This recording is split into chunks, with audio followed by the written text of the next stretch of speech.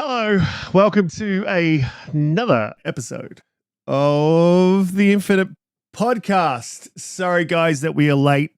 Some stuff went down in the background, and I'm probably going to share that with you guys today. So we'll just try to sort through all that sort of stuff. I guess just to be straight out with what happened is someone decided it would be a really good idea to dox me. So they've put all of my information out there on the interweb. So he was, I just give you guys a bit of background. He was a friend, and there's a whole bunch of friend groups. We all sort of hang out together, and he was a friend of someone's and sort of came into our group. Had lots of personal information about people.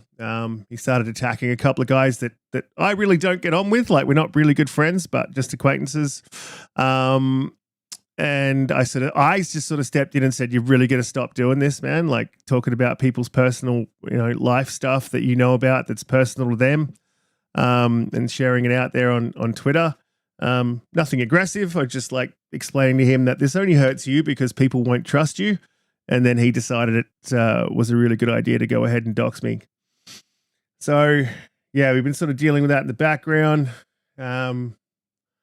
Yeah, I've obviously had to call my missus and let her know what's going on so she can sort of lock down her accounts and all that sort of stuff. So it's been a bit of a disappointing morning. Just before we get into the intros and jump over to Umbra, because I know you got something to say, but just a shout out to Lotus, man. Thank you for the $50 donation, and all you said was ThatBlueNumber, but we welcome you to the show. Thanks for coming through, and all you guys in the chat that were waiting patiently. I know it's like a half an hour late. I really appreciate you guys coming through. And the last thing that I'll say before I jump to Umbra is nothing will stop me from going live. So even stuff like this, I would count it as a win for him if he stopped me from going live. So that's not happening.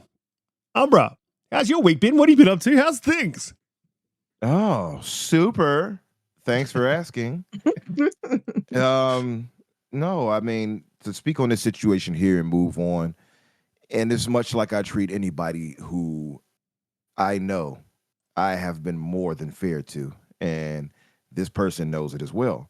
And listen, I've already posted about it on my timeline, so you all have already seen this. So I'm not going to sugarcoat it. Macbound, Mac, Spider Mac, or whatever stupid name you come up with next.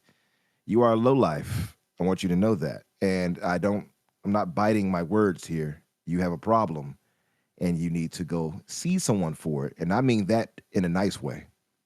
Not the lowlife part, but you need to seek help.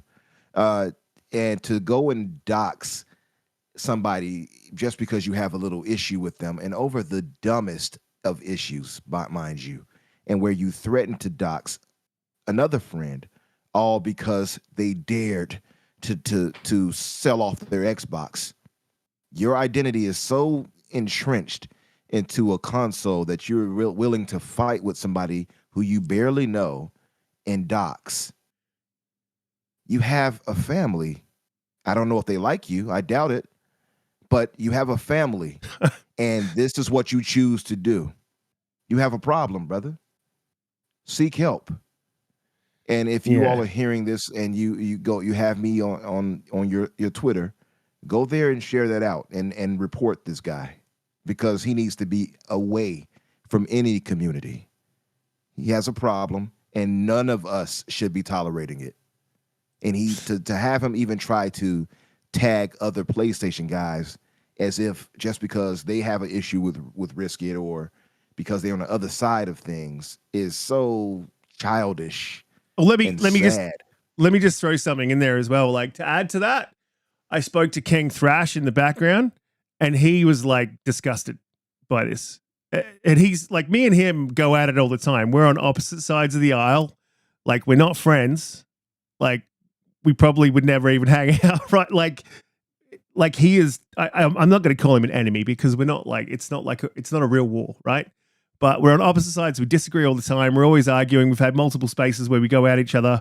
He was disgusted by this, and people who don't like me are still disgusted by this. I don't understand why you think. I just don't understand how he thinks this is a good. Like, a W in any way. I'm just pretty astounded.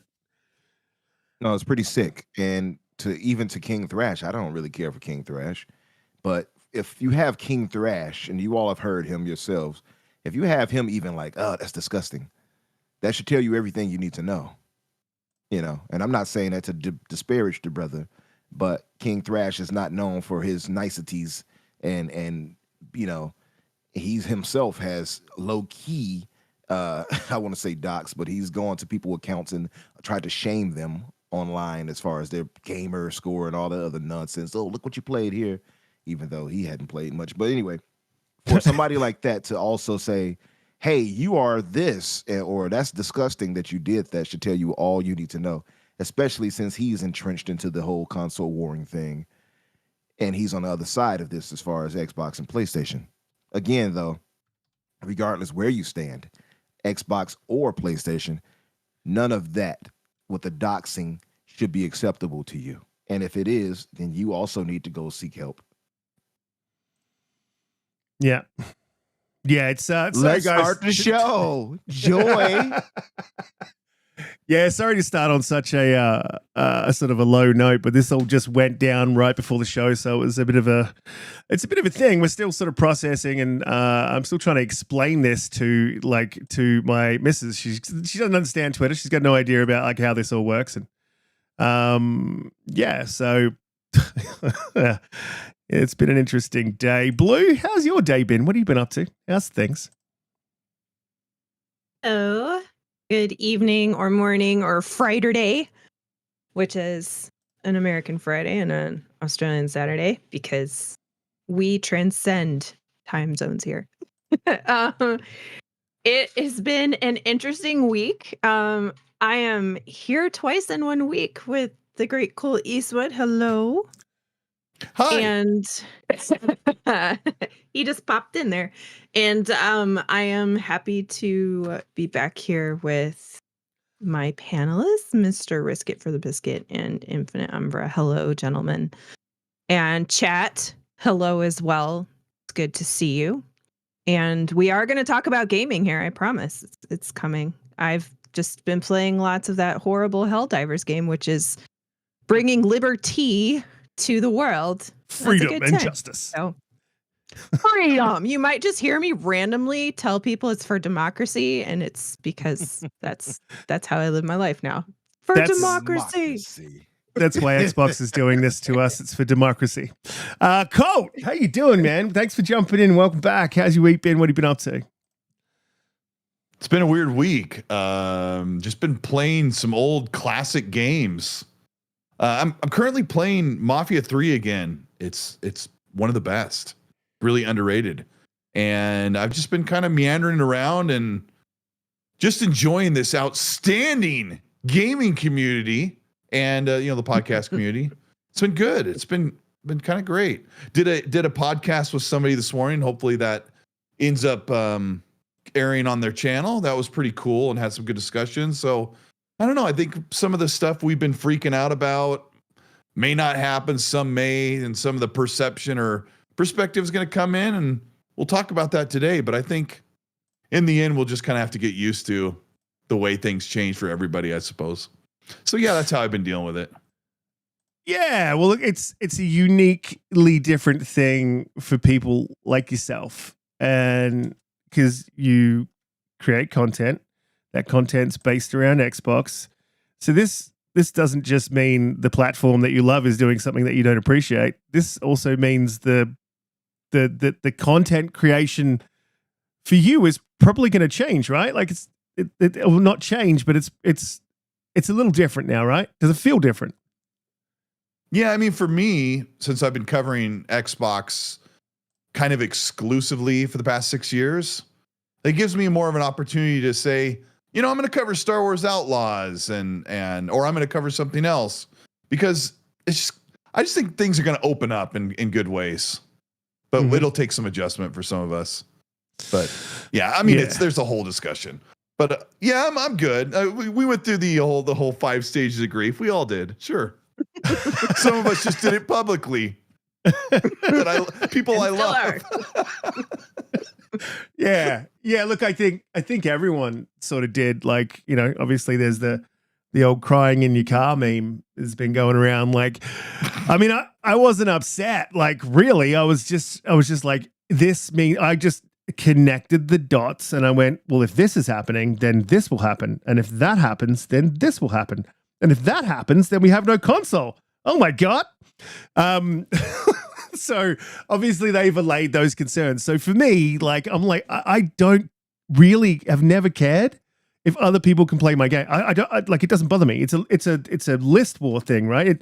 So if someone gets to play another game, it doesn't affect me in any way, shape, or form. If it does affect me, that's when I'll have a problem with it. But at the moment, I don't really have a massive problem with it. But obviously, let's get into the topics.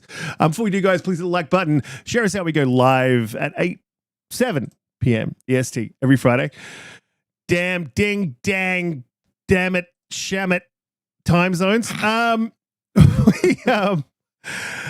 getting into the topics this week. I'm a little bit thrown, but 4 games this week went to PlayStation. This is my sort of problem with this whole thing, and it's positive, but I guess it sort of goes back to marketing again, because I really think that Xbox could have done a bit better this generation with marketing. I don't think they've hit their promises quite yet. So, they promised 1 a quarter. We haven't quite got there, but you can see that they're on their way. That's absolutely positive for me, because looking down the track, 10 games, we're looking good. I don't think they have met all their promises, but the one thing they haven't promised, the one thing they've never been good at is marketing. And I think the way that they've brought these games to PlayStation, it doesn't seem like it's in a way to bring people to their platform. Like, I think it's just purely trying to get revenue out of and the reason I say this is when you watch Tom Warren's tweet and you boot up the games on PlayStation, there's barely a mention that this is an Xbox game. And I thought that was really, really weird. The other thing that sort of a little bit bothered me as well is they put out a tweet letting everyone know that Sea of Thieves, Hi-Fi Rush, Pentiment, and Grounded were going to PlayStation, and you could play them now. And someone put out a comment to their tweet, and they said the days of exclusivity should come to an end. Gaming is a better place, and we can all play any game on any platform. Now, that poorly underinformed person was responded to by Xbox, and they said the biggest games will be more than just one platform. So I found that a little bit discouraging as well, especially considering we've heard rumors all across the internet, everyone's saying it, that there might be a Starfield port. So that's concerning. Umbra, what are your thoughts? Yeah, it is concerning. Okay, you took too long to get to that point. So it made me think that you were finished. You were like, Umbra, what do you think on it? But no, so this is my thing. One, to transition myself back into the gaming side of things. And I forgot to do this. Hey, everybody in the chat. Welcome, family. Cole, thank you for joining us, brother. As far as the whole situation, I'm sorry, ask that question one more time, Risk, because I'm kind of scatterbrained right now. We are scatterbrained. We're a little bit all over the place. You're going to have to bear with us all. Damn it, as Colt would say. Yeah. Yep. Shout it. Ask it for me. Ask it one more time. Set me up. Set me up. Well, look, so Xbox has responded to someone saying the biggest games will be everywhere, on every platform, on multiple platforms, right? So the exact wording, I believe, as I scroll, the biggest games will be more than just one platform. And the more of the launch, where they've launched these games, but they haven't really done a lot to sort of advertise Xbox as a brand itself. Now, I wonder, that could be a contractual thing. That could be for many, many reasons. But I'm just like, this is not, if we're doing this, can we do this right? Like, this is the way I sort of feel. It's like, cool. Okay. I don't agree with this decision. I think it's a bad decision. If we're going to do this, though, can we please do this right? And like, at least advertise our stuff. But it doesn't seem like that's what's happening. So what do you think, Umbra? Do you think it's a good idea that they shouldn't advertise themselves at all on PlayStation? I know some will probably say, well, it wouldn't matter so much. It doesn't really matter. And like, even if you load up certain games, it's going to eventually show Xbox game studios. For instance, Pentiment does eventually once you actually get into the game, right? So I guess that Yeah, I guess you could use that. But when you see, and I made this point on Boom's podcast earlier when I went on there, and I even made it the other day on my show, the Fix, if you all didn't know. Shameless plug. That it also that to have things like Hi-Fi Rush, to have things like Sea of Thieves, I wouldn't say Pentiment because I have no earthly idea why Pentiment is even put out there, except, well, I have a theory, but I'll get to that in a minute. But when you have those out there that put out there, there is no brand recognition on those things whatsoever. So if their argument is we're doing this to bring, eyes to Xbox, then I would ask, how are you doing that when a casual person, whomever, would see this and see these adverts or whatever in the, videos, commercials or whatever, the trailer, they would have no earthly idea it was tied to Xbox. And I'm sure I'm not alone in seeing that. Like, there is no way to say, hey, Hi-Fi Rush is an Xbox studio game. You would think, it's a third-party game itself all the way, like made by somebody else. You wouldn't think that it had any ties to Microsoft or Xbox. So my question becomes, are you actually trying to bring people towards Game Pass, which is what they want? At least that was the messaging, or Xbox into the ecosystem? I don't think you are. So then it starts to make me question and wonder, why then are you doing this? Now the conspiracy theory side of me makes me go to, well, maybe they're doing it for a few reasons. One popular theory is that for the FTC situation, which I don't really put a lot of stock into, but it is possible. That doesn't make any sense. Yeah, because they won that already. It's not like, oh, we don't put these 4 games over there, we'll lose. So I don't know. But who knows? Stranger things, right, have happened. So maybe this is kind of their way to deflate any possible case the FTC would try to bring up. That is, I won't write it off because I can't write it off. I don't know, ultimately, but I can speculate. You all can't stop me. That's wishful, right? I think that's very, very wishful. I think people are, what's the word for it? They're still in one of those stages of grief, that's for sure. Denial. Yeah. It's not just a river. Denial. Yeah. I'm at the acceptance stage, but I agree. I think it's a bit of denial. Yeah. So it could be that. I don't want to write it off. I don't necessarily agree, but I kind of see some validity to that. Maybe it's their way to curtail that and preemptively stop anything the FTC would do by saying we've already blah blah blah done this and put these 4 games out that were former exclusives to make it understood that we're not trying to keep PlayStation from our games and all of that, whatever, right? That's one. Another thought, and you can also argue that because, again, that goes to why I would say I don't understand why Pentiment at all was used when, one, it was a passion project, so they knew it wouldn't do well. So you can't say, well, we want to bring more people to it because we want to get a sequel to it and make it bigger when you knew it was a passion project. By the definition of that, you knew it wouldn't do well. So I don't understand that thought process if that's the case. So it makes some sense to put those over there to say, hey, well, we can kind of sacrifice these a little bit. You can argue that, Sea of Thieves, which is a gas title, so that's going to bring current money continuously in, and it makes sense in that case to bring a gas title multi-plat. I think we can all agree there. So that works for them both ways. You know what I mean? So that's one of the theories. It was another theory that I heard. I don't know. I can't remember it at the moment, but that was the one most popular. Was it the FTC? Was it the theory of relativity? No. I just don't want you. That's it. That's the one. That is the one. It was Einstein all along. I'm just a lonely patent clerk.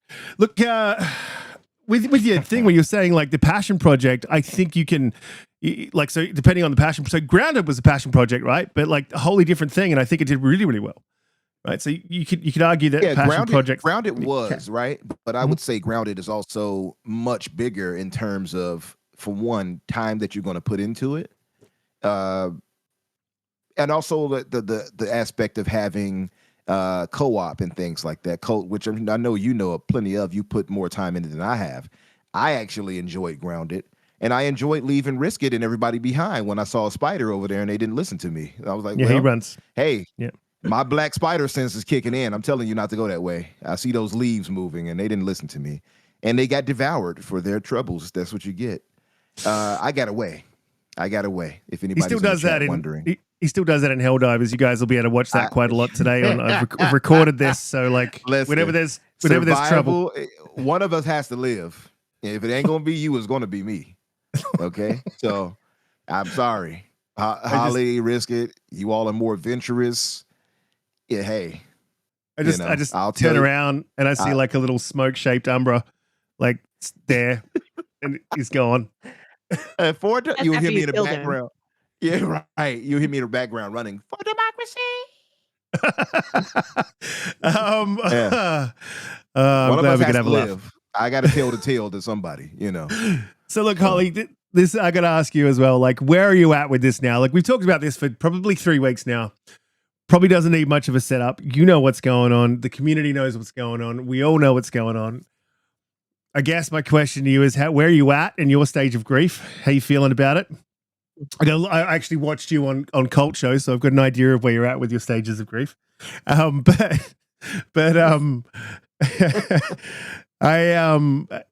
me, I honestly don't care as long as we've got a platform.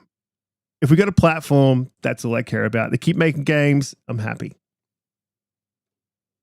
Yeah, I mean, I feel like it's still really too early to have a full opinion on, what this means or what it's going to produce in the long term.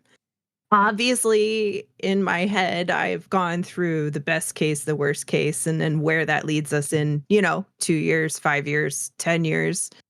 But multiplayer games need an audience, and I think it's just a good idea to put those everywhere, whether it's even on release day or if it's a timed thing.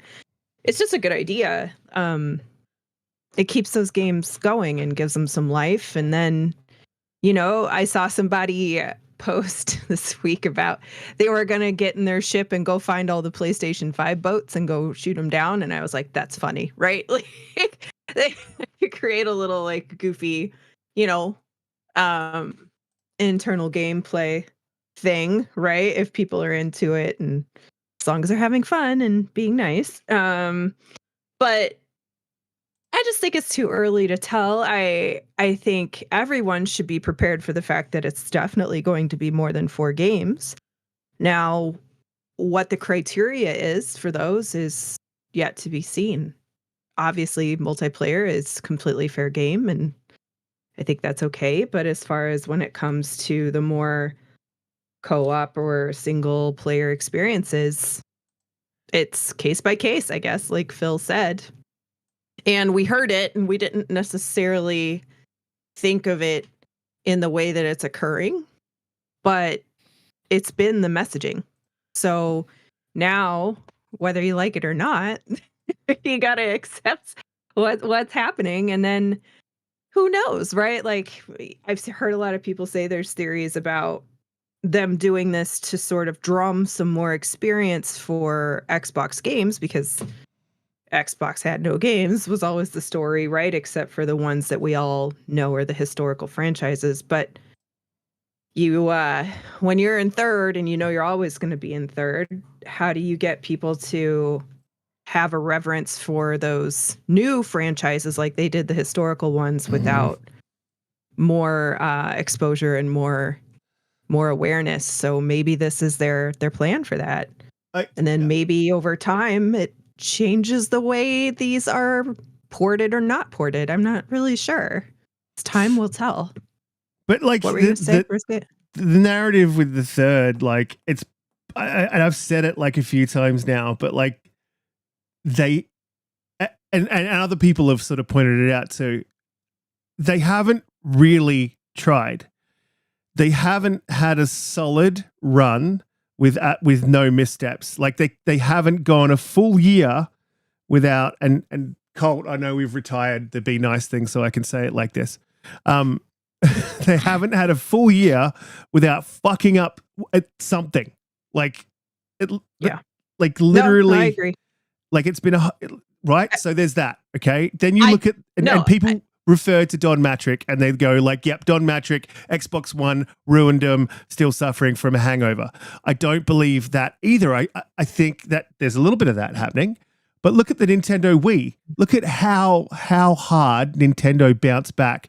And then Phil Spencer's there's no reality where we make, Starfield comes out and we're in first place. No, there is no reality where that happens but there is a reality where you release 4 solid releases with no missteps, right? They don't even have to be 10s. You can release 4 solid releases and start to change the narrative and start to steam ahead. Like there is a reality where that can happen. And it sounds like defeatism. Yeah.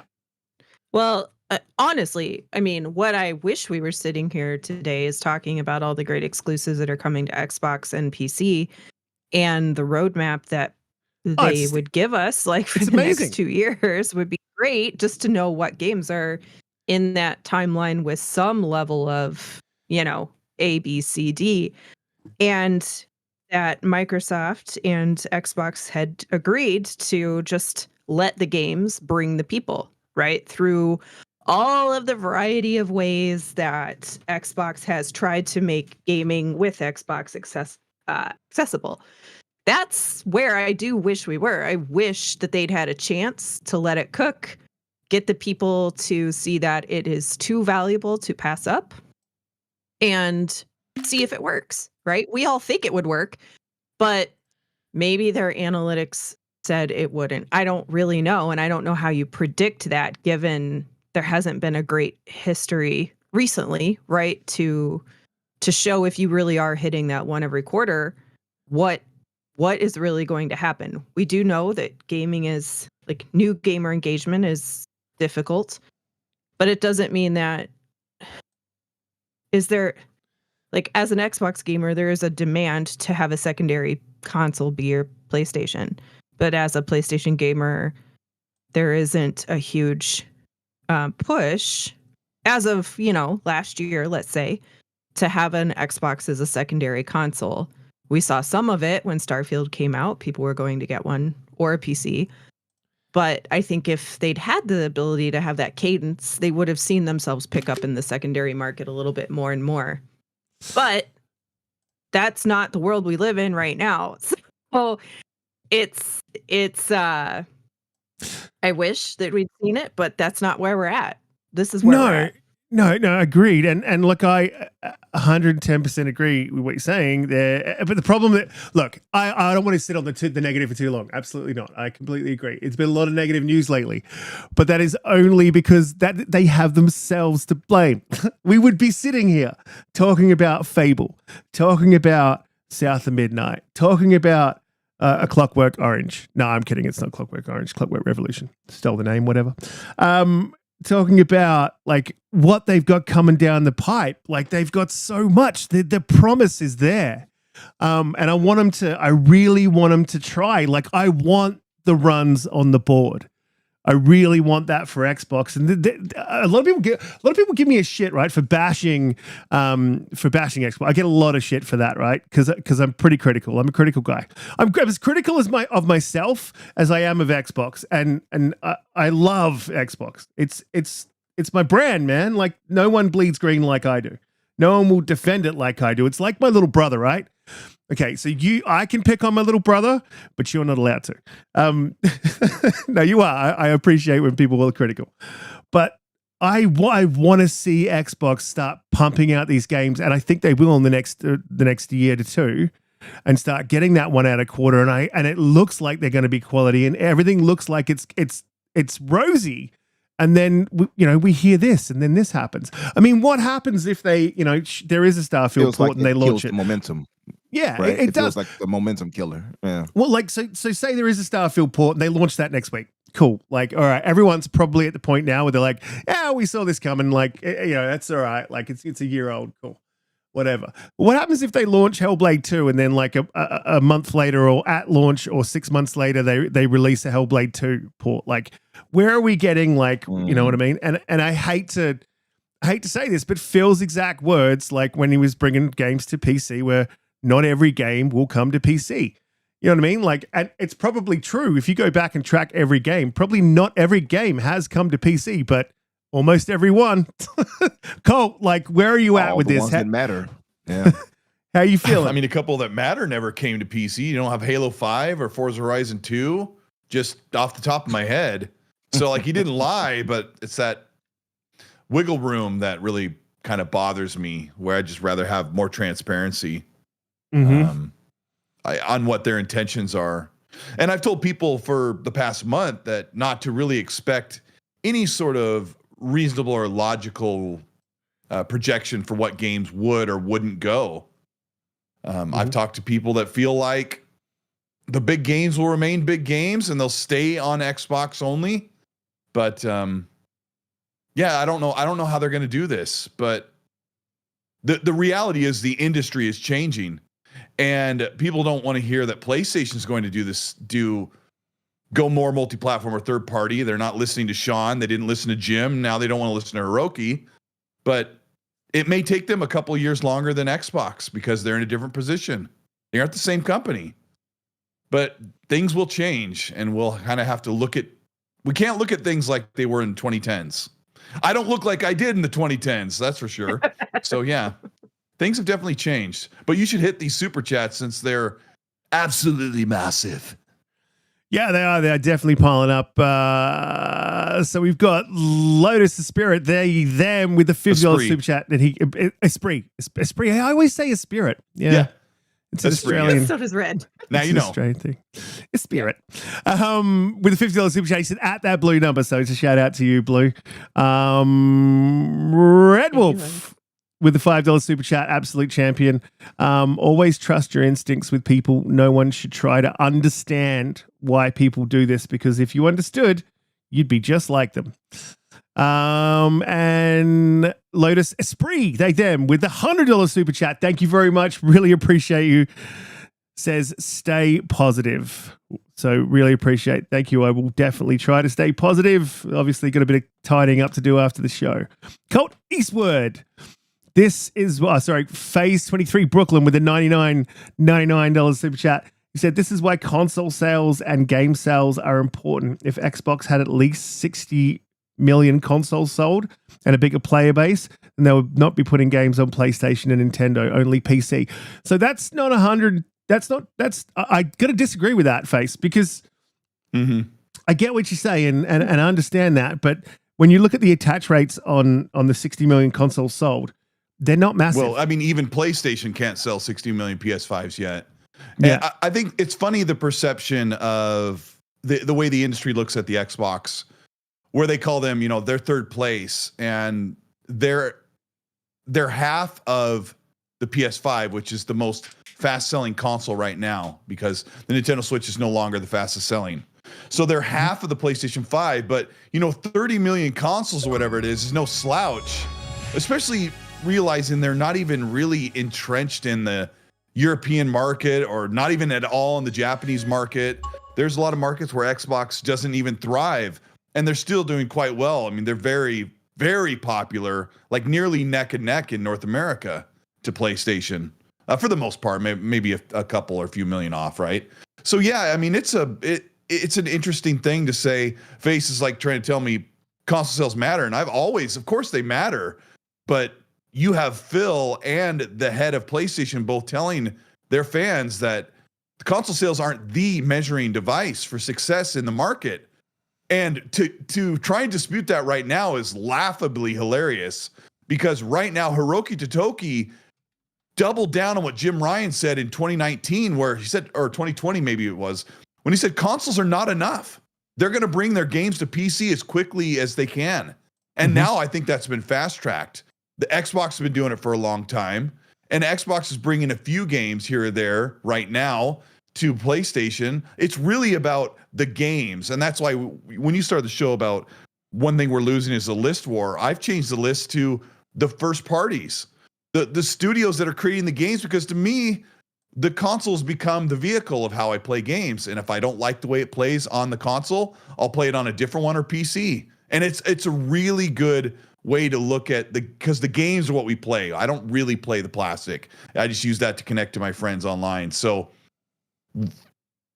Hiroki is really trying to get people to understand that they have to make big wholesale changes and get their games, because their games should be much bigger. And right now, these consoles are holding them back.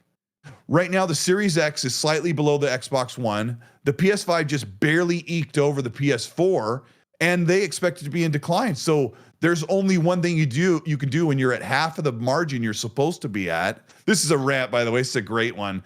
They're at 6%. A financial analyst told me that they should be at 12% operating margins.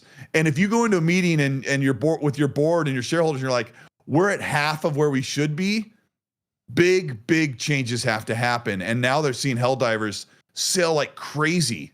A large majority being bought on Steam. Like, these people are playing a PlayStation IP on their device of choice. And I frankly think this is where the industry is going to go when consoles become about as popular as our CD players did one day. I think that's just where it is. Are you telling me that they're going to become obsolete? What, the consoles? Yeah. Yeah, I mean, in the grand scheme of the market, like, we all live in this bubble, like Face and I and anybody who's here watching this podcast, we live in this bubble where consoles are really super important to our lives. They're where we hang out, or where we socialize and watch things and play. So they're super important to us. But when you take a step back and look at the pie chart, consoles are niche. And the head of PlayStation and Xbox and other divisions have said consoles are a niche market, and they're not growing, they're declining or being stagnated. So they have to move, because when you make an outstanding game, like, let's say they pour their guts into Fable and they want it to be fantastic, and it's limited to just the Xbox console, like, you put it on PC, that game can be bigger than a niche market on console. Does that make sense? It makes perfect sense. Now, I ask you this, and I want to make a statement on that. I do get what Face is saying, though, right? Mm-hmm. Because there are some things that if Xbox was excelling in the console sales, as well as, it had to be coupled with Game Pass numbers too. But if that was the case, one, we'd have a lot less third-party games skipping the platform. So I think it does matter for that reason, and I think also, too, that would mean that Xbox would be more entrenched in the culture. More people would look at it as closer to the de facto console as they do with PlayStation.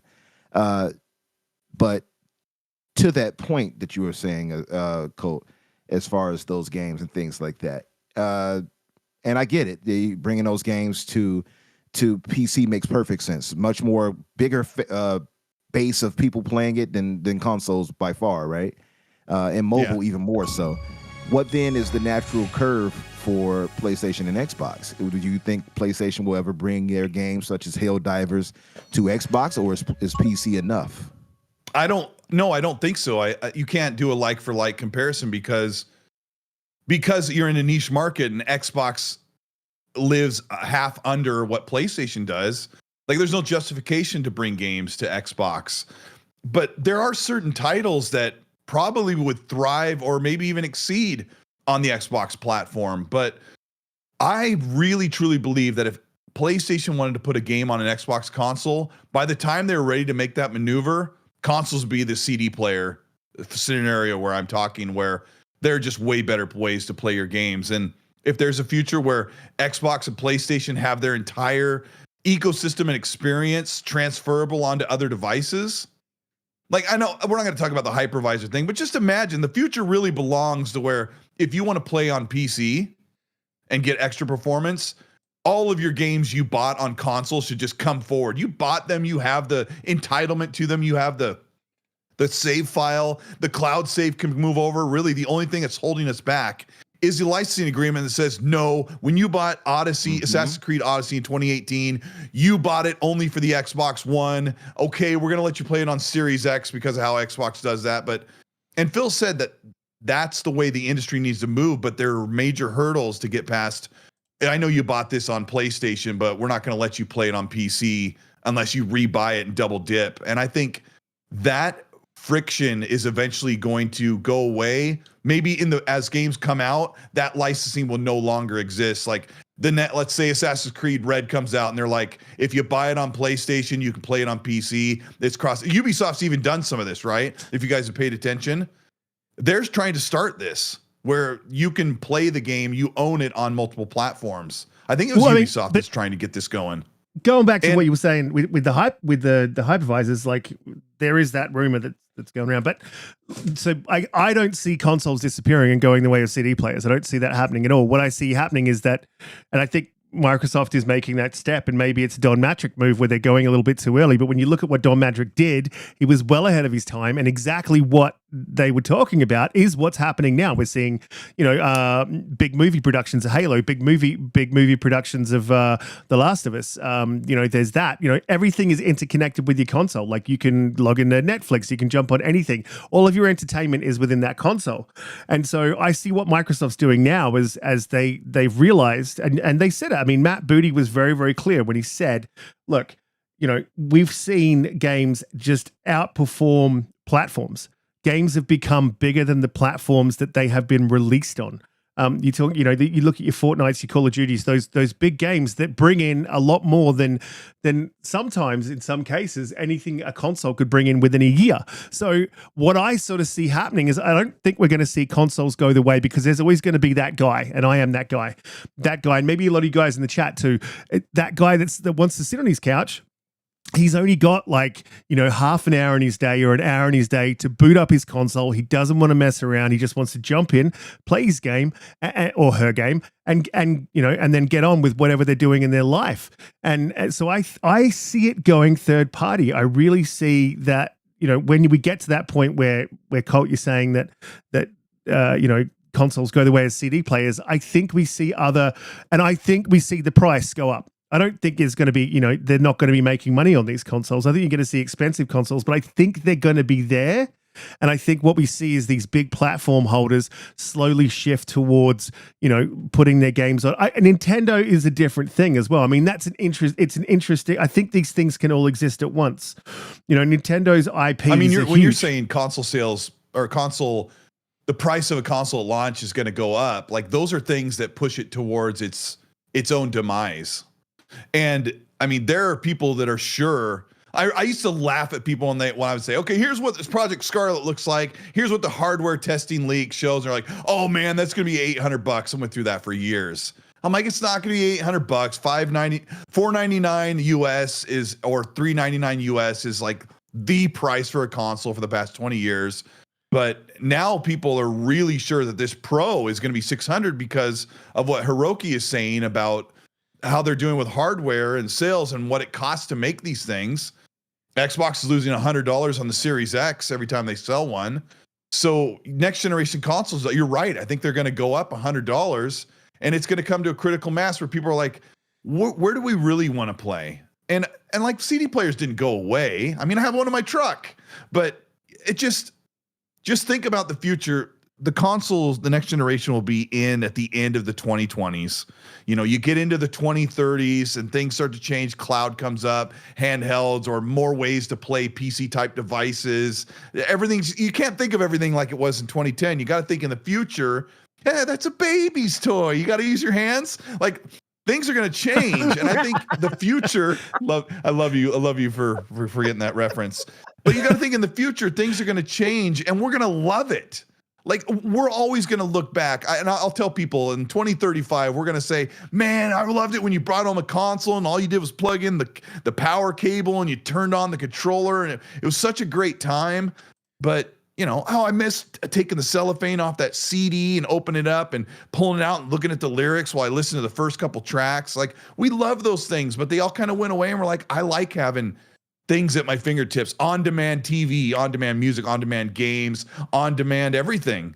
So, and it's not a knock at PlayStation or Xbox for the future. It's just like you kind of got to get out of the way and see there's actually a cool future on the way. Maybe, I love this one, and shout out to Hargeet Johnny. I wish he was here in the chat, but he's like, right now, the processors in our TVs, if you have a pretty new TV, they're almost as powerful as a phone. And now some of these phones can run AAA games. And then he says, it's not that far-fetched to think in a couple of years, these smart TVs could natively play mainstream games that come out to consoles. No, I agree. I agree. The phones might be able to do so. That's why I was asking a second ago about the PC and where does it stop, or where they reach or try to reach. just think about if you buy a brand new killer 4K 120 hertz TV, you're spending $1,500. But let's say in a few years they're like, yeah, but for $2,000, you can get a TV that has the blah blah blah gaming processor in it, and it plays all these games that are from Ubisoft and EA and Rockstar. And then they just put a little NVMe slot in the back. You pop the case off like the PS5, stick your storage device in there, and you can download the games and store them and play natively instead of through the cloud. Like, that's not like a pipe dream. That's probably what's going to happen eventually, where you're Makes like, I sense. don't need a console. I just buy a really great TV. I don't know, but who knows? 4090, a 4090 built inside. Yeah, Yeah. you might be right. I don't know. Yeah, I can kind of see that. Who knows? But No, I but mean, look, I'm just saying, get excited about the future, enjoy what we have now, and maybe the future's even better. Maybe it'll suck. I don't know. Yeah. Who knows? Who knows? Well, as long as That's it, gaming's though. around, for me, I just need gaming to continue to exist. That's really was my concern, and I wanted to play on the platform that I prefer, in the ecosystem that I prefer. And my concern was that ecosystem was going to go away because I like the UI. You know, I like my dynamic backgrounds. I like that my library's all there. I like all Bring it that all over. stuff. Yeah, and that's the thing, right? That's my concern, was that it wasn't going to be brought over. They didn't tell us how. Right? If you listen to that podcast, because there's a lot of nuggets in there. They didn't tell us how, but they did say your library is always going to be there. And to think that they are not working on a way to be able to shift that library where you want to play is insane, because that's like, you have to know that they're working on that, because that's their whole direction. That's the target. They've been saying it for years. I guess we really haven't been listening, but I'm not worried now. I'm just not worried about what Xbox is doing with my library, with that UI. I think it will exist. And I've been in line with Hargeet since me and him had the conversation. I think it was like years ago now, like in a party when we're talking about cloud, and he's like, I don't think cloud's it. And I'm like, well, why? And he's like, well, think about the hardware. Just, it keeps step, right? The hardware's always a step ahead of the cloud. And it probably always will be until, we're looking 20 years down the track. And it's like you said, it's not unimaginable. It's probably going to happen that we're going to get hardware that small that you can fit it into a TV, or your TV gets a bit bigger and you can play it there. I 110% think that that's what's going to happen. I really think, and I don't know if you guys have noticed, Xbox has been really sort of quiet about pushing cloud. They sort of stopped just before the ABK, and a lot of people blamed it on ABK. I think they realized something. I think they realized that it's not cloud that's going to drive them to where they want to go. It's the hardware, and they need to be able to put their OS, their games, their libraries on every hardware. It's what Hiroki said. We want to be everywhere where there's compute. And like Magnum in the chat's like, Colts lost the plot. Like, no, it's pretty clear that we can't think in the 90s the rest of our life. We have to think beyond. Albert Pinello, great hardware leader of Xbox, who now works for Amazon Luna. I was complaining about some of this advanced stuff that was changing the way we know and love of gaming. And he said to me, Colt, you can't get in the way of technology. Like, let it flourish. Let it do its thing. Let people innovate and design and improve. You can't just like expect the same thing that we love always with a little bit of an extra polish to it. And I know that's why when I talk about this, it sounds really weird, but you have to think things are going to evolve and change, and we're probably going to really enjoy it. And I'm super old. And I started on an Intellivision, and the controller looked like a phone with a curly cord and everything. And every time something new came out, except for like the Kinect, I was like, this is really, really great. This is what I wanted. And I'm really enjoying it for the most part. I like the Kinect. We don't know where compute's going to be.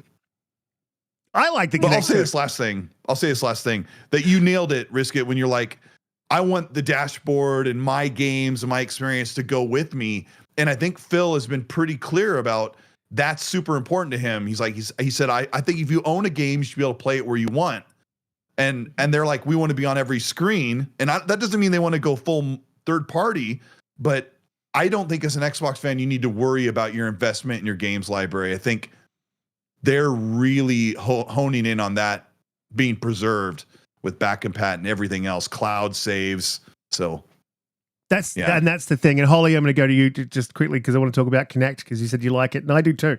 Xbox on and telling people to turn their Xbox off I used it all the time. And when they were playing COD, and you would be like, and then you'd yell Xbox off, and they'd be like, no.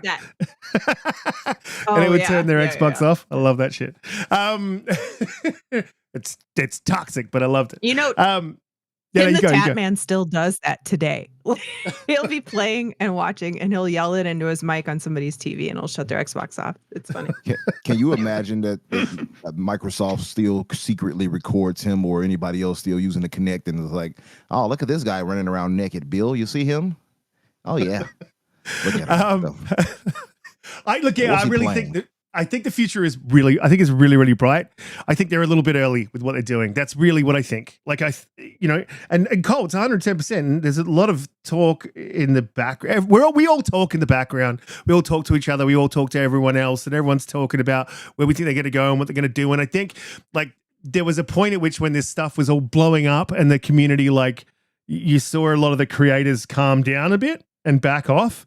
And I think that's because we all started to sort of really think about the future and talk about what is possible and what is happening. And again, I think there was a misstep in that podcast. Is they're like, don't worry, your library's safe, but they didn't tell us why. And I think they need to come out and say, look, this is what we're working on. This is our direction, and this is our focus. And because this is our focus, this is what we're working on. It may not come out the way that we want it to, like Keystone, for instance, right?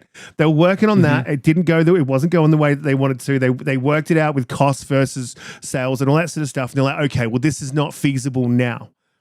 And if you listen to Phil when they spoke about Keystone, he didn't say it's done and we've shelved it. He said we've shelved it for now.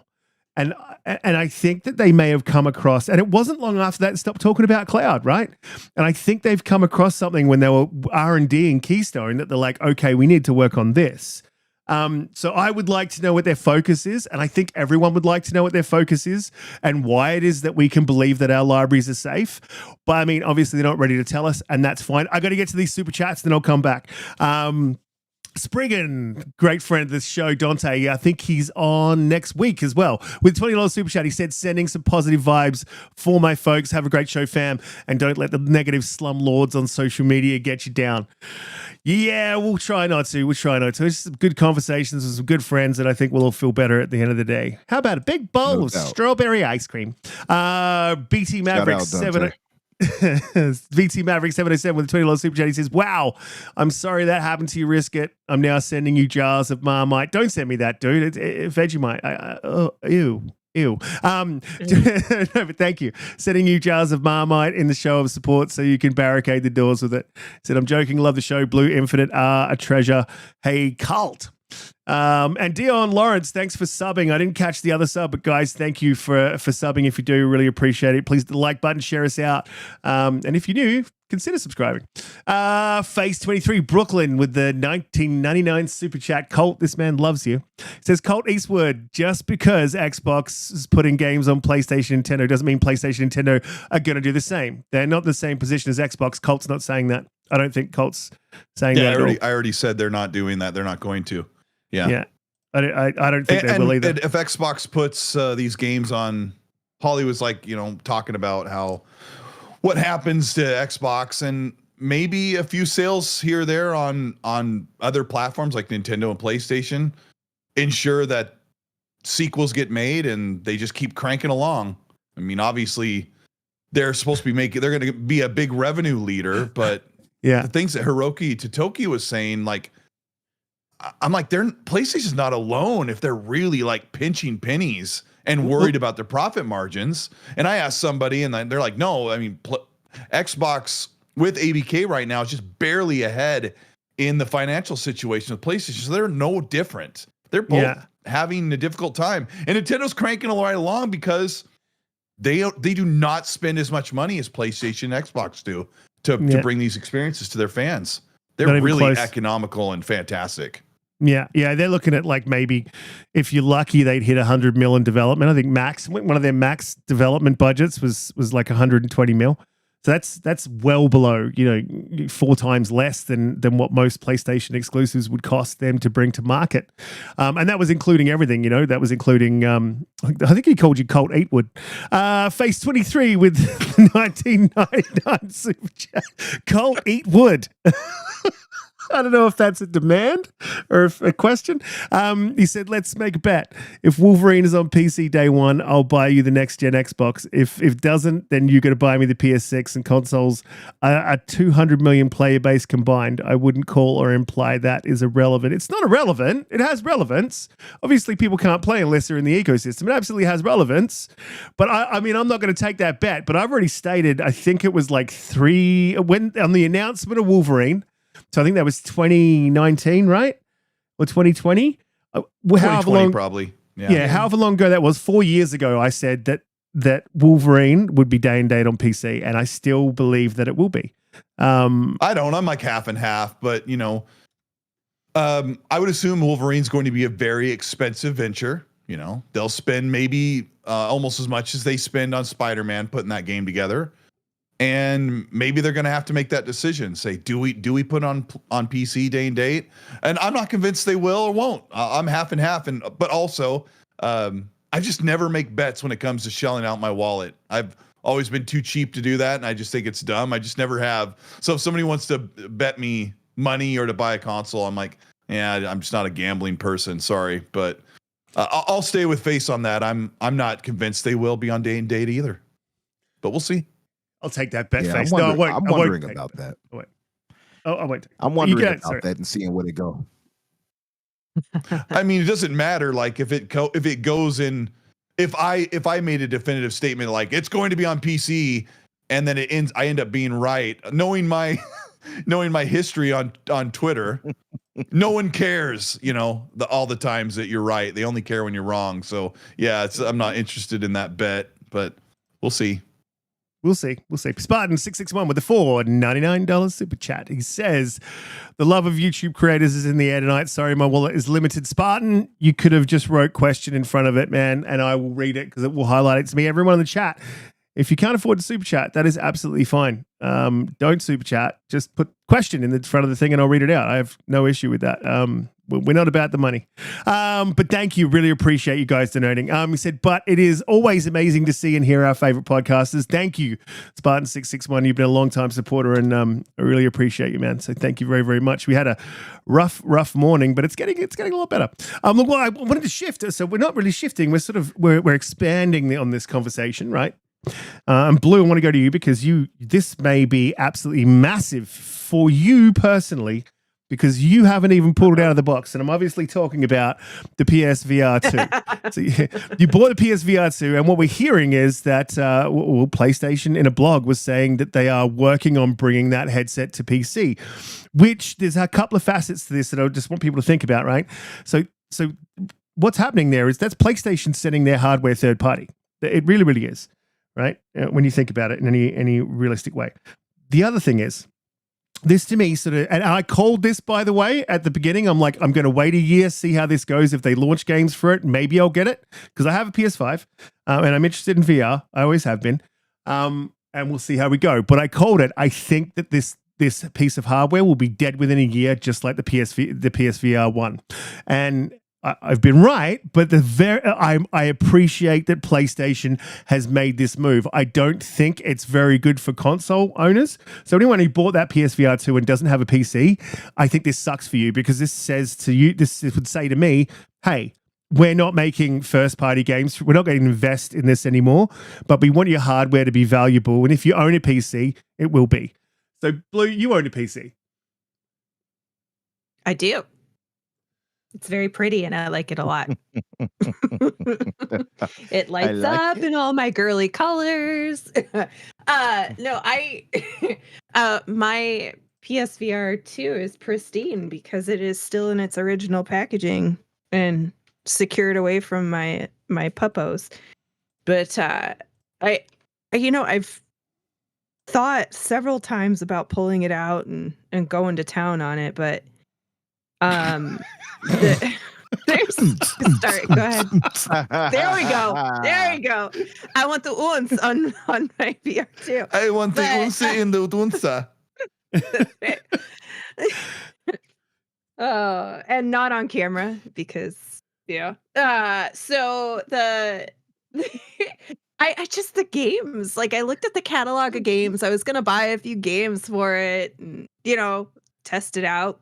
But when I looked at what they were, I'm probably a slightly different type of gamer than maybe a lot of the traditional ones. So some of the games that are out for VR just didn't really seem to make me want to spend the money for those. And I enjoyed my experience with the first Horizon. I got the platinum trophy on it and all that, but I didn't really feel the need to go to the mountain game that was with the VR. So the only game I saw in there that I was like, oh yeah, it was $50. And I thought, I don't know if I want to spend $50 for like a 2-hour VR game, right? So I just said, I'll just wait. And here we are a year later. And this is a really good announcement because I don't want to buy a Meta Quest. And I just don't, if I don't use this one, I definitely don't want to buy that one. So I'm looking forward to it. Although you need a lot of room to play VR and my PC. This is just furthering my frustration with myself that my podcast room with my amazing PC is not in my living room. It's in a different room, and I don't have enough room in here to play VR. You have to shift.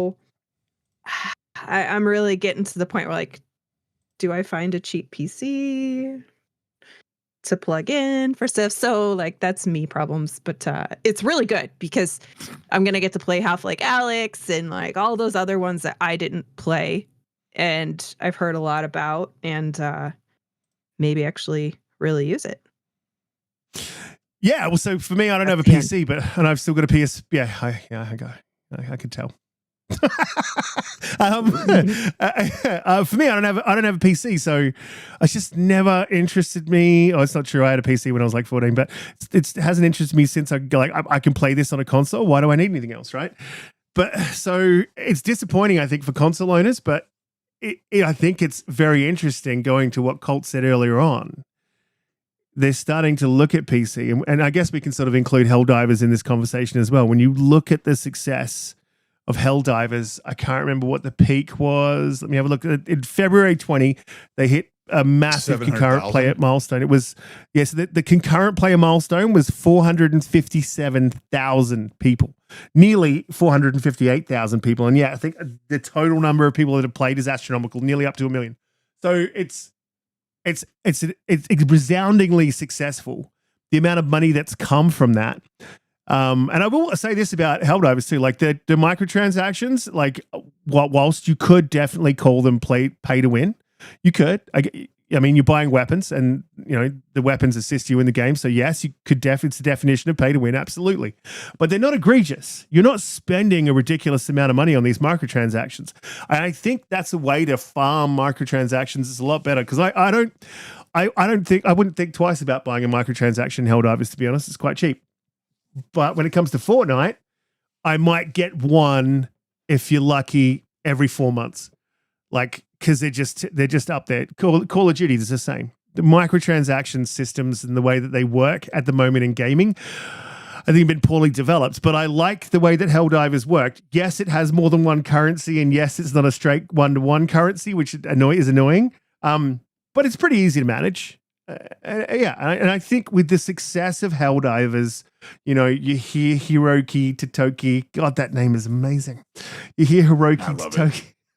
He's the best. Hiroki Totoki Okie Dokie.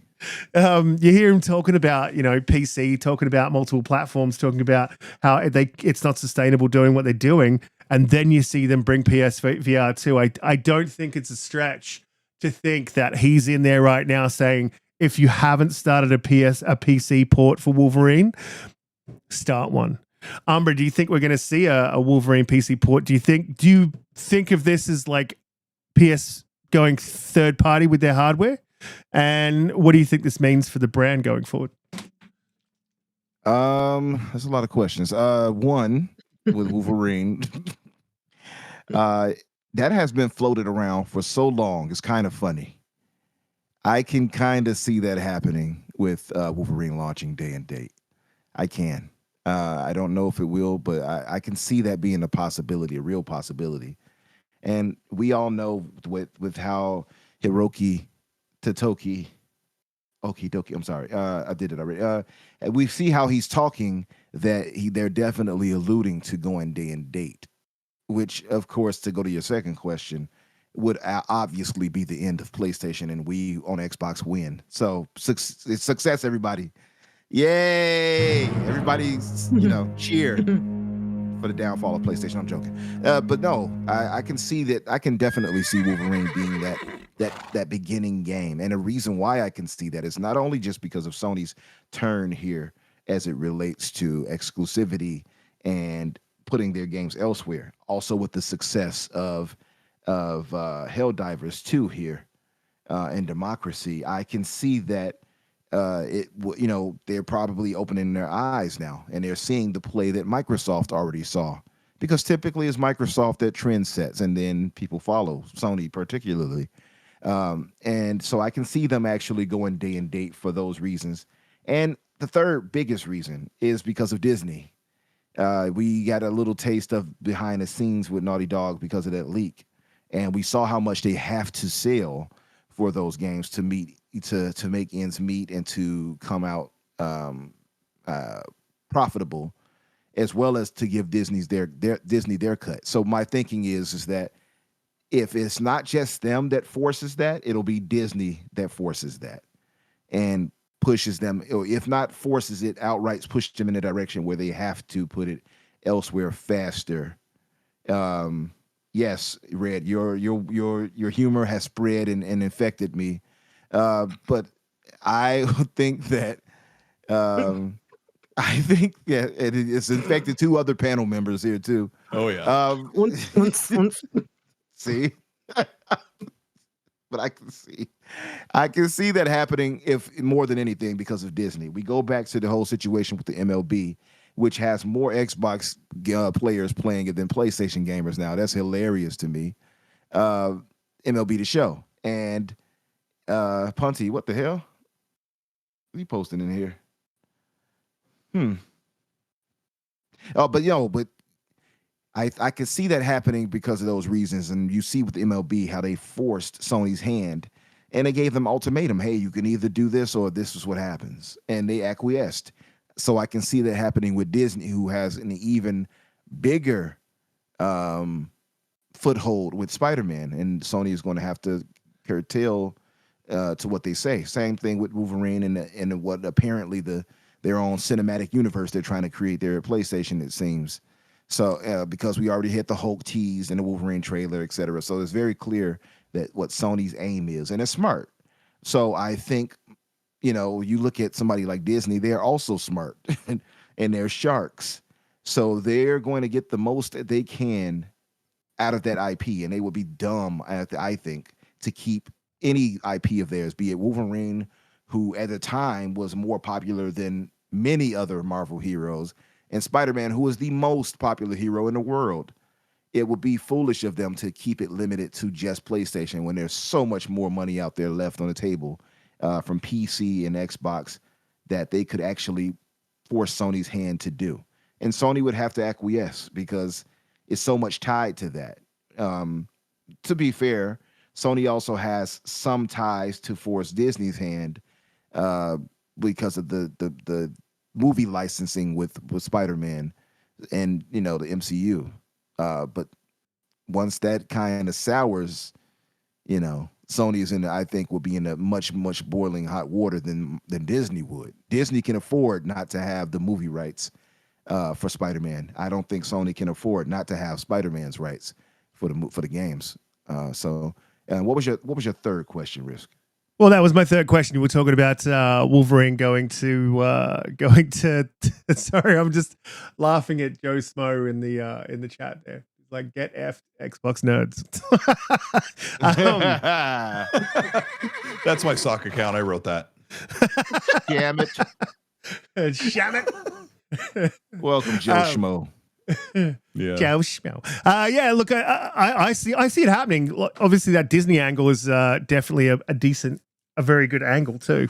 If you look at it, like Disney has an expectation on Sony of what they'll produce, and if they're not meeting those expectations, if they don't meet those expectations, obviously they're going to have to answer to Disney. It's part of their contractual agreements. So be interesting to see. I mean, and how they hit those contractual, agreements, it could be bringing it to PC. I really do believe, especially after the success of Helldivers 2. I mean, the thing is trending on Twitter, has been trending on Twitter for weeks since it launched. It's trending. So, that is huge. The player count, huge. The amount of revenue they're pulling in, huge. So for PlayStation, I think it's, sort of foregone conclusion that they definitely bring it. I got one more super chat I want to bring in. Spartan661 with the 499 super chat. He says, I love the fact that Riskit for the Biscuit is showing my super chat for like 20 minutes, show him that I'm not well off. Yeah, look, I'm running at work at the moment, so I've got my screens aren't all there. I usually have like 3 screens running so I can manage everything. And I've only got 2, and one of them is like on the roof right above me, so it's hard for me to keep craning my neck upwards, and it's probably why you hear me going in and out. Cole, we didn't talk to you about the PSVR2. What do you think? Do you think that's going third party? You don't need to. I mean, people don't like to talk about VR very long. Like, yeah, I mean, I think you covered it really well. Yeah. I mean, VR is dead in a lot of ways. There you go. How about that? Is it though? Don't you want to see a Ready Player One universe? I mean, the current iteration of VR, is like not really cutting it. Like MetaQuest's doing really well, but PlayStation, it's mostly because the PlayStation plays mainstream games, but the experiences you play on VR aren't conducive to what fans are used to loving or expecting on PlayStation. They get their PSVR 2 hoping they can play their favorite PlayStation games, and they can't. They have to play like Climb the Mountain or Call the Mountain and stuff like that. So yeah, I mean, it's just not really working for them. I've got a pretty strong opinion about VR. I've tried it. It's neat. But my problem is, when can I play all of my games? Like when can you put the thumbstick camera control on the headset and let me hold a controller and be in a 3D world on most of my favorite games? That's VR for me. Not pick up a Slurpee and spill it on the counter and then make some chicken nuggets. Like, I'm just being a joker on that, but it's like, that's what I want. Like, I want to be able to load up, I don't know, just about like RoboCop. Let me load up RoboCop and play it in VR. And instead of my right thumb moving the camera, my head moves the camera. And I'm looking at the world in stereoscopic 3D, and I'm holding my controller where I know the grenade button is, where I know the melee button is. And it's conventional. Like, do I need to swing my arms around? I don't know. Not really. That's just me, though. You asked me the wrong question, Riskit. I mean, I get it, but I want to see what I believe it can be. I mean, that rhymes. But I want to see what I believe. We're not there yet. We're not there yet. It'll be there. But without support, this is the thing. Without the support of the community, without seeing that, we're probably not going to get there. But that's not to say. I mean, my industry uses VR quite a lot, right? So we're training people on huge machines that could, you run over a house with it and probably not even feel that you've run over the house, right? So we need to train people. So we use VR. It's a safe environment for them to run over people and people not actually die, right? So it definitely has utility in outside industries, and I think we'll see movement, but that's very slow movement. I think the game industry has shifted the movie industry like along as far as visuals, as far as being able to provide them with graphical artists that can make things happen, like the Marvel universe and all that sort of stuff. Like, I think gaming has shifted that along. I think gaming does shift tech along quite quickly, and I think if gamers support VR a little bit more, I think we'll see more progress. Well, we'll see more progress. Red Bull's going to love that you flubbed that word. He's going to love that. We'll see more progress faster.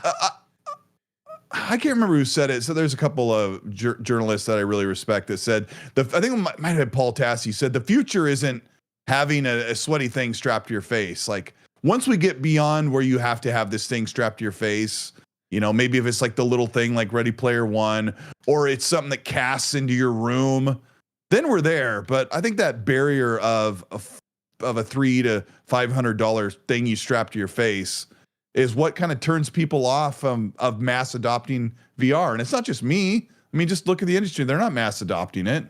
Not yet. It's just not quite there for them. I like things strapped to my face. I got a I know. I got a super chat from Red Wolf, $2. He said, a $2 super chat. What? Spartan661 with the $4.99 super chat. He says, to be honest, we need glue for certain things in life. Animal bones are needed to make my favorite gummy bears. Ponies are put down if they are broken. Oh, geez. I don't know what to say to that. Zimbits TV's got a question. Zimbits asked a question, and he did put question. I saw your question before, but you have to write the question in front of it. Otherwise, I won't read it out. Zimbits TV, trademark, star VG. Says, hi, Riskit for the biscuit. Hi, Colt Eastwood. Hi, Umbra. And hi, ThatBlueNumber. He didn't say that, but like, I just feel like it's unfair to just say hi to two people. He said, according to what TikTok... according to what Totoki mentioned, I think we will see God of War, Horizon, Spider-Man on the Xbox console very soon, ? No, I don't think so. Colt, you think so? And then we'll go around the panel and see if we think we'll ever see God of War, Horizon, Spider-Man on Xbox. I think that's just... No, I mean, I did already answer that, like the PlayStation's position where they don't need to do that anytime soon and probably won't need to do that in the next console or so. Yeah, I don't think so. Yeah. I don't see it either. Blue, what do you reckon? Do you think? That's very Australian of me. What do you reckon, mate? Do you think that they're going to be throwing some didgeridoos on the whatchamacallit? No, definitely not. Not unless the next gen is somehow some sort of PC/Xbox. There's no way that you're going to play a PlayStation game like that on your Xbox natively. Sad but true. Umbra? What was the question about those? I'm still here. I heard that the singing tone Riskit did threw me off. I'm like, that's not how that should sound. You were asking if we'll ever see not Call of Duty. Would we ever see God of War and God of War, Spider-Man, Horizon, Forbidden West on Xbox? Forbidden Rest. You are not allowed to rest. You're forbidden. No, I don't think they'll ever appear on Xbox unless Sony goes full third party. I don't think so. I think Sony understands, regardless of what other people will say in talking heads, well, exclusives they matter. Sony believes they matter. Mm-hmm. And they've gone as far as going to PC because that's not a competing platform for them. But I don't think they'll go the route of putting it on Xbox, not those single player titles. Maybe gas titles, something like Helldivers, yeah. I could see them doing that, but I don't see major tentpole games going over to Xbox. It'll be akin to us having Halo or Gears go over to PlayStation. I just don't see that happening soon. Notice how I said that. But you never know in the future if maybe the multiplayer suite at least might do that for Xbox side of things. So I guess it depends on how you look at it. If it's a gas title from Sony, I can expect them to bring it over here at some point, possibly. I can see them coming to that realization that it makes sense. And it does, because we play more multiplayer games on this side versus our Hoove brothers. So, yeah. Hooved.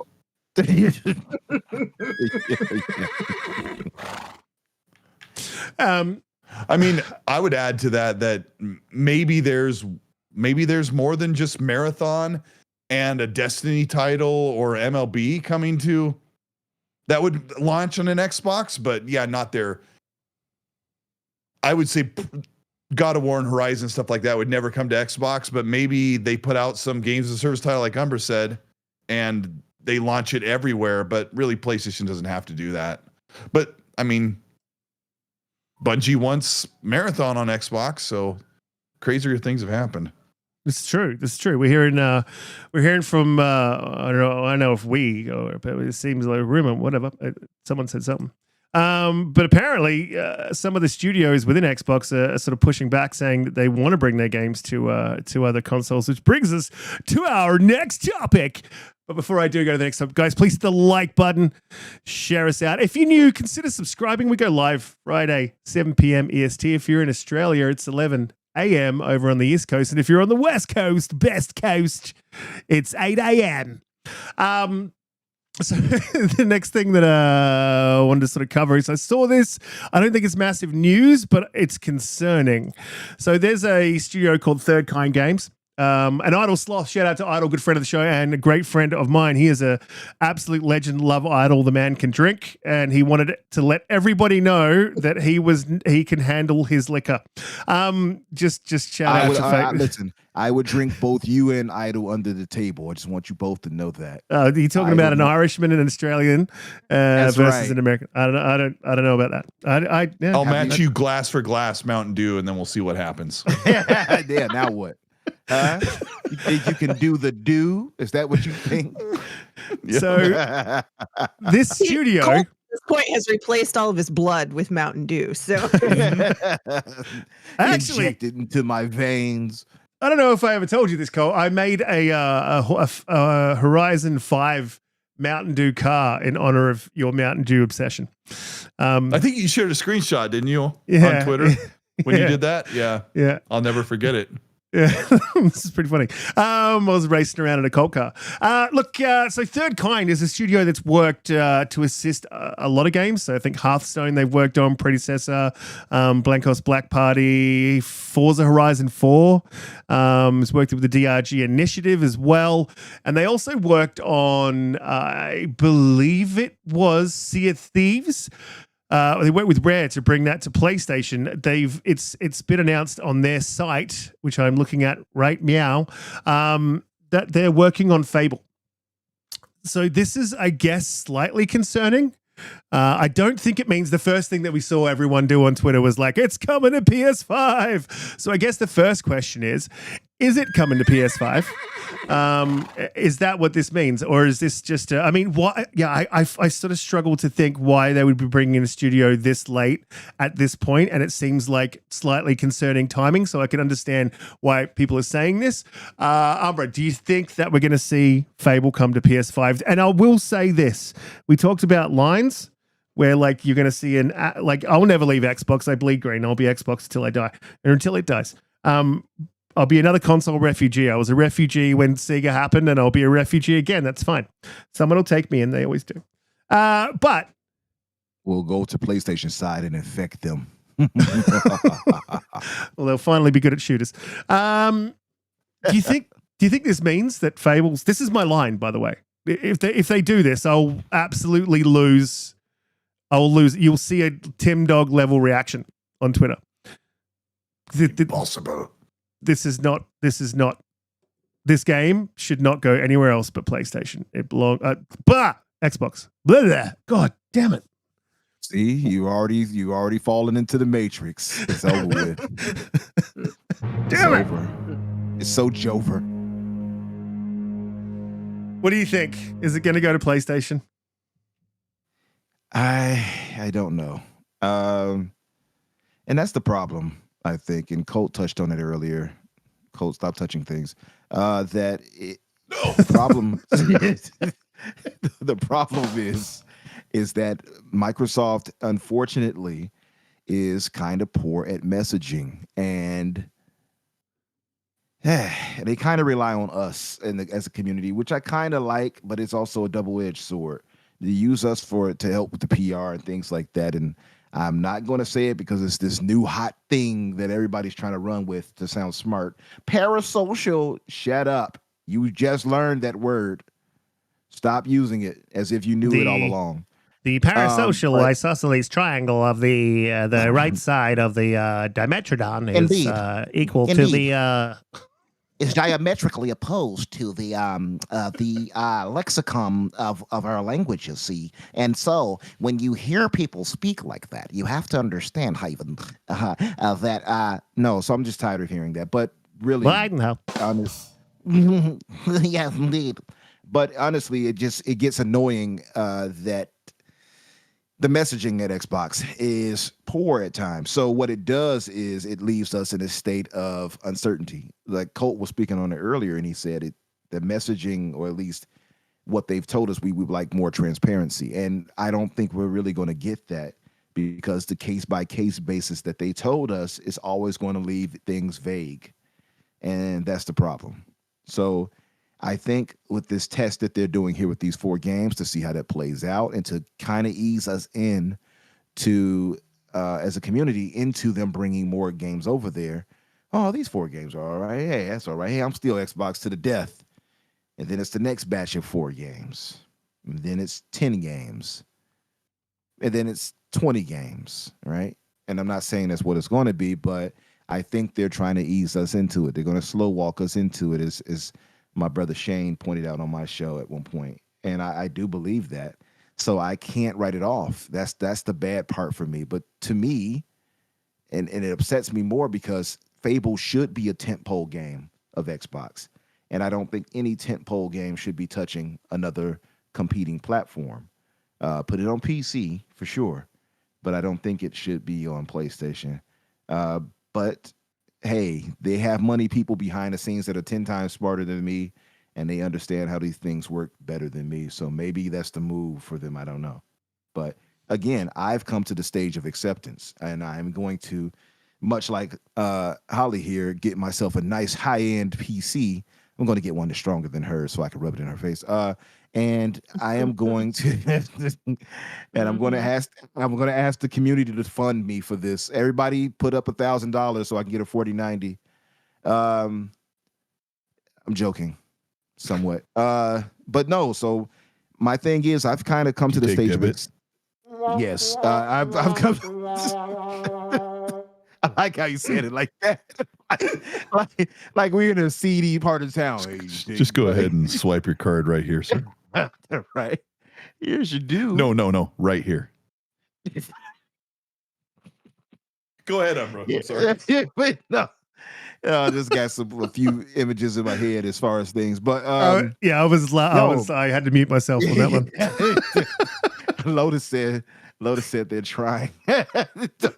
I'm joking, Lotus. Save that for the fix where I get the profits. No, but seriously, as far as things go, I just think that it leaves us weird. Everything is ambiguous. We don't know. And that is probably the biggest problem when it comes to Xbox nowadays, is that we don't know. Mm-hmm.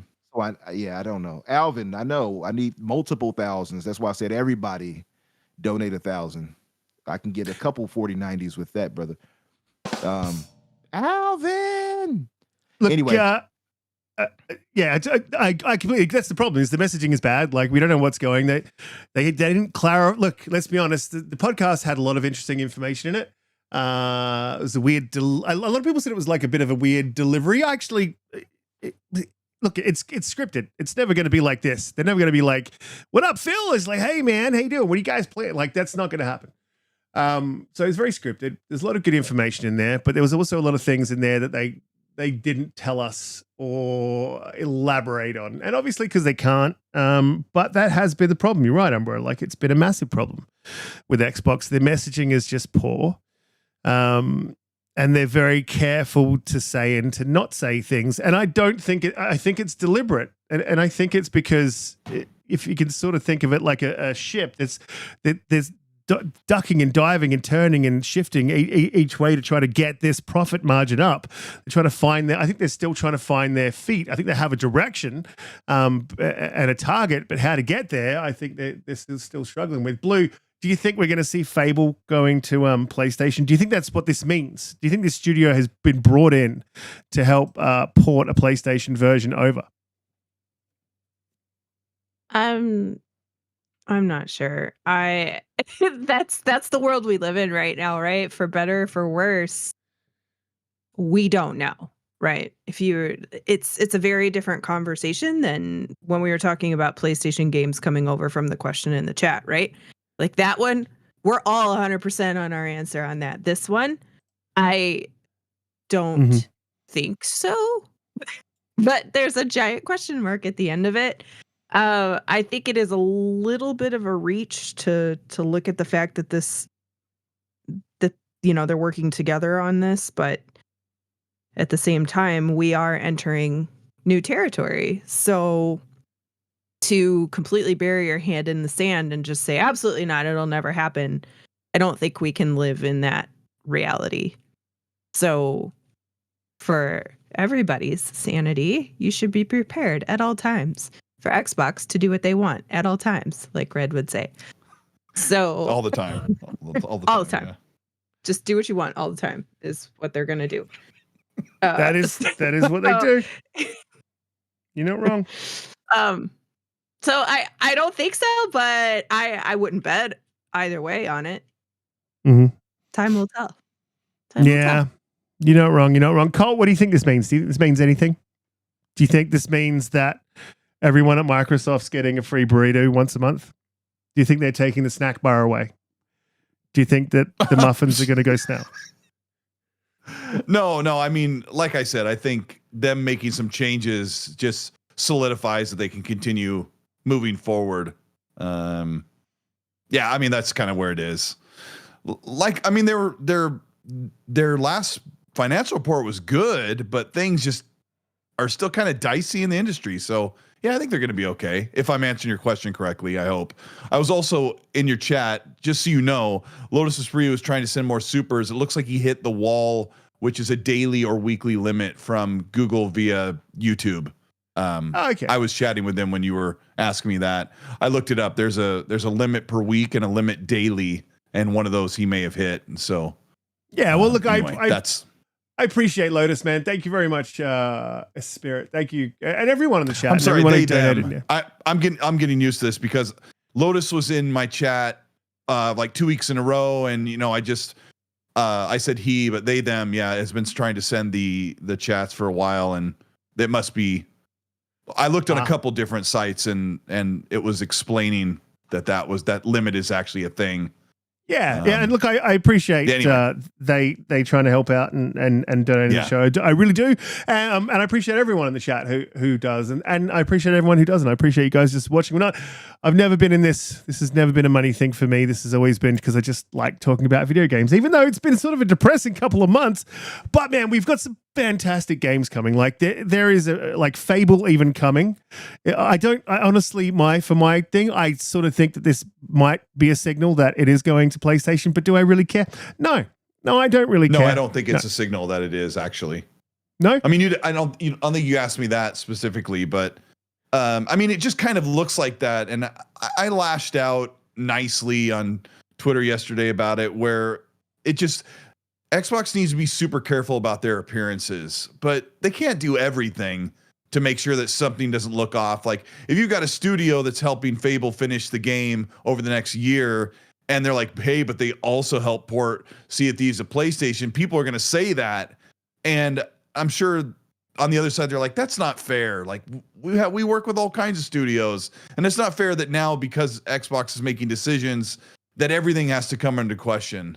So I would venture to say that was one of those things that fans are going to constantly try to connect the dots, because at the fault of Xbox, they've been so ambiguous, or they've been so vague. Here's another thing. Mm-hmm. Phil cannot sit down at some press event or interview and give a really nice package statement about how they intend to release their games, because there are so many variables. Because Call of Duty will always be multi-platform, so will Minecraft, and there are continuing games like Elder Scrolls and Fallout 76 that will always have new releases, like that will always they'll consider those multi-platform no matter what. So, and then there are the contractual things, like there's no way for Phil to make a nice, easy to hear statement, a soundbite that says, here's how we intended to deal with our exclusives. So they are in a really tricky situation. Yeah. I'm trying to think forward. If you think of, like, if they make a Spiral 4, like there was like a rumor that Spiral 4 is being built. You're like, would it be multi-plat or would it be exclusive? And unfortunately, I think that question is going to be there until the game just doesn't launch on PlayStation. And I hate that I hate that for you guys. No, I hate that. That was for Red Wolf. I hate that we have to be in this situation. Mm-hmm. But I think PlayStation will also be in that situation where they're like, will Wolverine launch on PC day and date? Will these games be more multi-platform? I guess we're just gonna have to get used to the old way of looking at the games industry is going to have to evolve. Yeah, but I mean, that wasn't really the question. I was asking about the snack bar.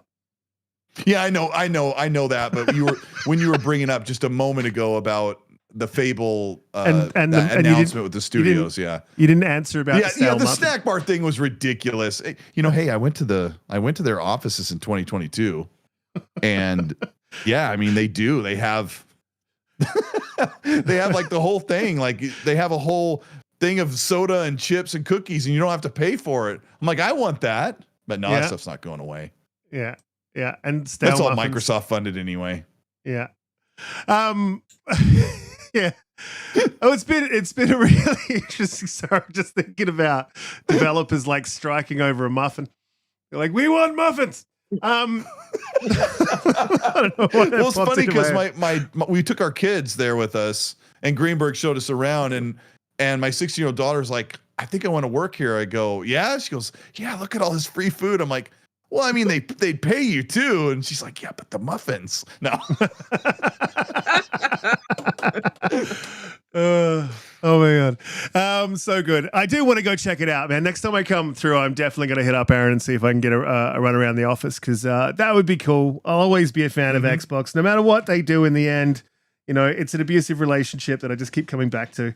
I love the ecosystem. I love the leadership. I do. I think they're all really nice people to meet. I think they're really good at what they do. And I love the brand as a whole. I bleed green. I'm very critical of the brand, but at the end of the day, I'm Xbox till I die. That's why I've got it tattooed on my forehead. You guys haven't seen it, but it's a new tattoo.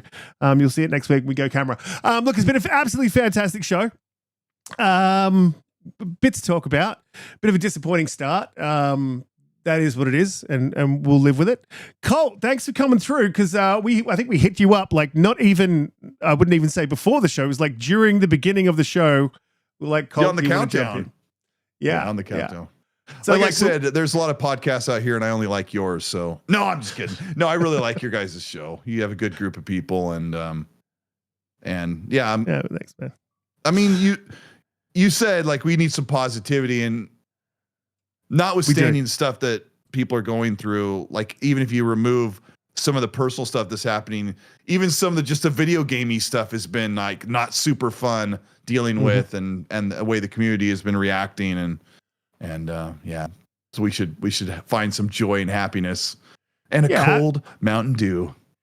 Absolutely. And look, I mean, that's why I said that there's a lot, whether or not like these games do go, like really think about how much that affects you. I think as a player, like it just doesn't affect you as a player. I put it back up for you, Spartan 661. Like if someone's playing a game that I'm playing on a different system, could give a shit. Like I really don't care. Like as long as I'm able to play my games where I want to play them, when I want to play them, that's all I'm really worried about. And as long as the ecosystem continues to survive, and I think it will. So, Cole, like absolutely good point. Loved having you on the show again. Thank you for coming through. Really appreciate it. Let people know where. I mean, obviously everyone knows where to find you, but just in case there's like one person in the chat who doesn't know where to find you, let them know where you exist. You can find me at Cole Eastwood, where I'll be making the surprise shock face. That was people are like, he's so overreacting. It's like, oh, did you think? Like it was a total comic moment for Red Wolf and I, because he's like, actually, the games industry has had an endopathic reticulum, and I'm like, Red, look at me. Yeah, just love it. Yeah, you can find me at Cold Eastwood, where I'll be talking about gaming and just giving everyone hugs. Yeah, the community needs it. Umbra, another fantastic week for this show. Not a great week, in the beginning, but let people know where they can find you, what you'd be up to, and shout out to the chat. You don't have to if you don't want to. It's up to you. Well, he's forcing me to shout you all out, so I'm put on the spot now. Now I have to. So thank you all, I guess. No, seriously, thank you all for being here with us and holding us down, and the encouragement and super chats that you all donated so generously. Thank you, Lotus. That was very nice of you as well to do so much. And I've seen you doing as well for the community and other chats and other shows. So that's very nice of you. Continue being the good person you are. And to everybody else, thank you for donating, and especially you, Spartan. It was your last $2. I'm not going to lose these last $2. Thank you, brother. Colt, thank you for joining us on such a late. Oh, you stopped? Sorry, guys. I had him muted. I'll unmute him now. All right, go ahead. You don't know good music and good voices.